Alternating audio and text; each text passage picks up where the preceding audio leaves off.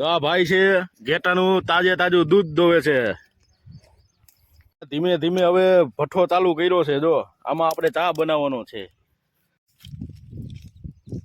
ચામાં આપણે ભૂકી નાખી દીધી છે. હવે આ ચોથા ભાઈ આમાં ખાંડ નાખશે.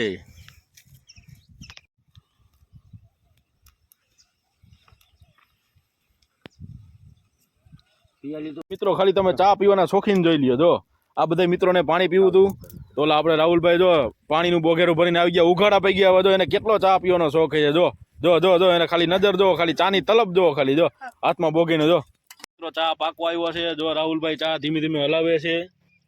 જો જો તમે જો એની ખાલી સ્ટાઇલ જો તમે જો.